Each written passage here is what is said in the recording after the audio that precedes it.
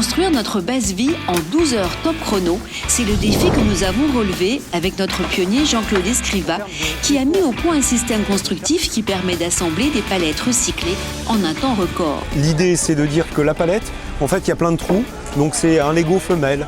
Et nous, on met une pièce d'adaptation, en fait, qui est le Lego mâle, qui va permettre d'assembler les palettes et puis de les monter, en fait, comme des parpaings. C'est le même principe que la maçonnerie, c'est-à-dire qu'on va mettre un parpaing à côté d'un autre et on met un ciment entre les deux. Est-ce que tout le monde peut venir? Un chantier collaboratif auquel participent une vingtaine de bénévoles. Ensuite, on va juste réempiler, réemboîter. Il n'y a que l'angle qui sera effectivement vissé. J'ai pas eu besoin de les former, en fait. On forme par l'absurde, c'est-à-dire qu'on pose les 3 premières pièces et puis après chacun va faire ses pièces et puis vient faire le montage. En fait, en faisant, on apprend et avec l'intelligence collective, on s'auto-organise en fait très rapidement. Ça, je trouve ça intéressant d'avoir une base vie qui se construit autrement qu'un Algeco en plastique un petit peu moche.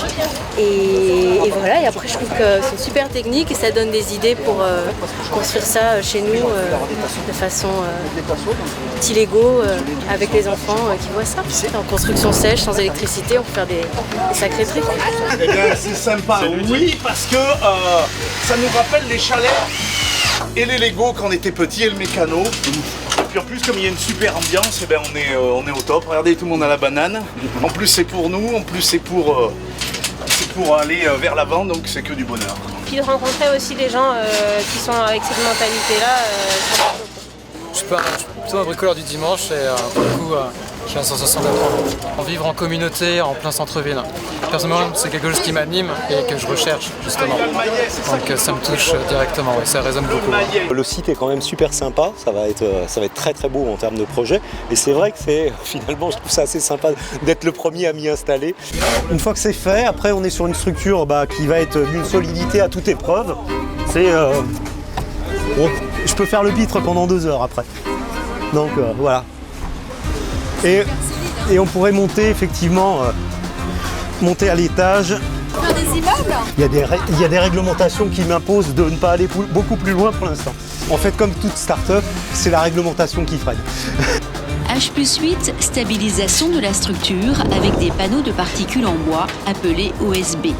Puis isolation avec des vieux jeans recyclés grâce à un autre pionnier, Pierre Duponchel, et son produit Métis.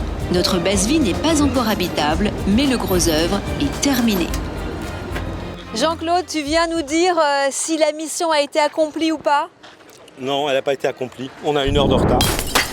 C'est une catastrophe. C'est un ancien militaire. Hein. Moi je travaille en informatique, donc plus métier intellectuel. Et là, elle fait travailler extrêmement manuel, c'est très sympa aussi. C'était super, voilà. T'es fier? Oui, très bien, très fier. Tu l'avais déjà fait?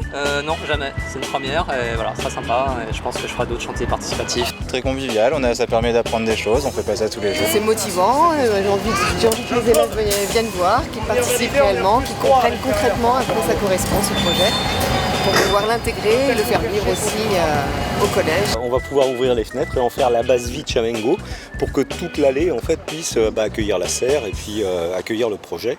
Et j'espère qu'on la démontera pour la transformer en cuisine à l'intérieur, voire en salle de réunion, qu'on pourra faire des petits.